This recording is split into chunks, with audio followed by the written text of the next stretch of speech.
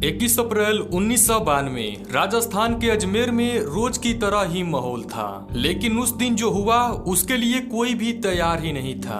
दरअसल एक स्थानीय अखबार दैनिक नवज्योति में अजमेर में चल रहे एक सेक्स स्कैंडल का खुलासा होता है। ये 90 के दशक में उस दौर की बात है जहां पर मोबाइल, इंटरनेट और न्यूज चैनलों का ठीक तरह से भारत में आगमन भी नहीं हुआ था। कुछ बड़े लोगों के घर में ही लैंडलाइन का फोन हुआ करता था। दैनिक नवज्योति में ये खबर छपी कि अजमेर में काफी लंबे समय से सेक्स स्कैंडल को अंजाम दिया जा रहा है, जिसमें कुछ लोगों का एक ग्रुप स्कूल में पढ़ने वाली कम उम्र के लड़कियों को अगवा करके उसका सामूहिक बलात्कार कर रहे हैं। हालांकि इस खबर पर लोगों को भरोसा नहीं हुआ, क्योंकि न किसी लड़की ने खुलकर आरोप लगाए थे और न ही किसी पुलिस रिकॉर्ड में अपनी शिकायत दर्ज करवाई थी। लेकिन ये तो अभी कुछ भी नहीं था। इसके कुछ ही दिनों बाद 15 मई को एक खबर प्रकाशित हुई, जिसमें कुछ गर्ल्स की धुंधली तस्वीरें भी छापी गई थी। लड़कियों की इन तस्वीरों में कुछ लोग उनके साथ आपत्तिजनक हालत में नजर आ रहे थे।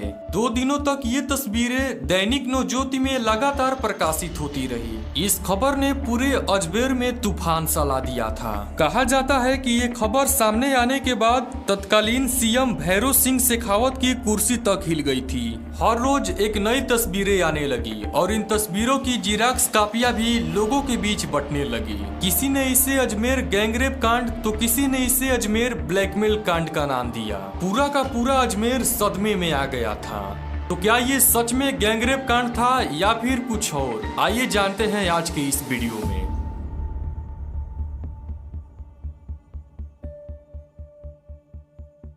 दरअसल दुनिया में सूफी संत ख्वाजा मोइनुद्दीन हसन चिश्ती की दरगाह का स्थान और जगत पिता ब्रह्मा जी के पवित्र स्थल तीर्थराज पुष्कर के कारण धार्मिक पर्यटन नक्शे पर राजस्थान का अजमेर अपनी एक अलग ही पहचान रखता है। अजमेर को गंगा, जमुना और सरस्वती के रूप में आज भी जाना और पहचाना जाता है, मगर यहाँ की आबो हवा में सन 1990 से लेकर 1992 में ऐसे क्राइम हो रहा था जो न सिर्फ गंगा, जमुना, सरस्वती को कलंकित करने वाला था, बल्कि अजमेर के सामाजिक ताने बाने पर बदनुमा दाग बनकर उभरने लगा था। युवा पीढ़ी भी उसके साथ जगत के आकर्षण में ढल रही थी। शिक्षा, संस्कार और मर्यादा कहीं गुम हो रहे थे। समाज कंटकों और अवसरवादियों में पुलिस और कानून का भय तो बचा ही नहीं था। शासन प्रशासन से जुड़े लोग हो या फिर समाज कंटक, सब के सब हम प्याला हम निवाला बन बैठे थे। पद प्रतिष्ठा के साथ न्याय की कुर्सियों पर बैठने वाले हो या फिर समाज को जागरूक करने और उचित दिशा दिखाने वाले, उनकी जवाबदेही और दायित्वों का बोध सुरसुरा और सुंदरियों के आगे नतमस्तक था। जुआ सट्टा खिलाने वाले या फिर शराब या ड्रग्स का धंधा वाले, सब के सब पुलिस के संरक्षण में फल फूल रहे थे। लेकिन इसी बीच तब यहाँ के स्थानीय प्रेस ने दैनिक नवज्योति अखबार में युवा पत्रकार संतोष गुप्ता की छापी एक खबर ने लोगों को झकझोर कर रख दिया। खबर में ये छापा गया था कि स्कूली छात्राओं को उसके नग्न फोटो में क्लिक करके ब्लैकमेल करने और उनके यौन शोषण का पर्दाफाश करने की बात लिखा गया था। इस खबर ने पूरे अजमेर के लोगों के अंदर भूचाल लाकर रख दिया था। क्या नेता, क्या पुलिस, क्या प्रशासन, क्या सरकार, क्या सामाजिक धार्मिक नगर सेवा संगठन से जुड़े लोग सबके सब सहम गए। ये कैसे हो गया? कौन है? किसके साथ हुआ? वो जमाना भले ही सोशल मीडिया का नहीं था, लेकिन कानो कान हुई खुसर फुसर के चलते ये खबर आग की तरह इतनी तेजी से फैला कि थोड़ा सा भी टाइम लिया ही नहीं। इस कांड की शुरुआत में सबसे पहले फारूक चिश्ती नाम के एक शख्स ने पहले सोफिया स्कूल की एक लड़की को फंसाया और फिर उसके साथ रेप किया। इस दौरान उसने उसके अश्लील तस्वीरें भी खींच ली थी। इस दौरान वो उसकी अश्लील तस्वीरों के चलते उसे ब्लैकमेल करने लगा और बोलता कि स्कूल की दूसरी लड़की को वो बहला फुसला कर उसके पास ले आए। अब जरा आप सोच कर देखो, ये सब करना किसी लड़की के लिए कितनी शर्म की बात है। लेकिन मजबूरन वो लड़की अपने सहेलियों को भी फार्म हाउस ले जाने लगी। रीजन ये था कि वो नहीं चाहती थी कि उसकी फोटो लोगों के सामने आए। और इस तरह से उन सभी का रेप और ब्लैकमेल का खेल शुरू हो गया। एक के बाद दूसरी, दूसरी के बाद तीसरी, और इस तरह से एक ही स्कूल के करीब 100 से ज्यादा लड़कियों का रेप हुआ। घर वालों के नजरों के सामने से ये लड़कियां फार्म हाउस पर जाती रही। एंड यू नॉट बिलीव, उनको लेने के लिए गाड़ियां भी आती थी। और यहाँ तक कि उसको घर पर छोड़कर भी जाती थी। लड़कियों की रेप करते समय उसकी फोटो भी ले ली जाती थी। स्कूल की इन सभी लड़कियों को रेप करने में नेता और पुलिस यहाँ तक कि अधिकारी भी शामिल थे। इस सेक्स स्कैंडल का मास्टरमाइंड फारूक चिश्ती था और उसके साथ 2 और लड़के थे, जिसमें से एक का नाम नफीस चिश्ती और अनवर चिश्ती था। ये तीनों ही यूथ कांग्रेस के नेता थे। फारूक अध्यक्ष पद पर था, इसीलिए इसकी पहचान थोड़ी लंबी थी। इन लोगों की पहुंच दरगाह के खादिमों तक भी थी। खादिमों तक पहचान होने के कारण रेप करने वालों को राजनीतिक और धार्मिक दोनों तरह की शक्तियां थी। अब रेप की शिकार लड़कियां ज्यादातर हिंदू परिवार से थी और रेप करने वाले ज्यादातर मुस्लिम समुदाय से थे। इस वजह से पुलिस इसमें दखल देने से डरती थी।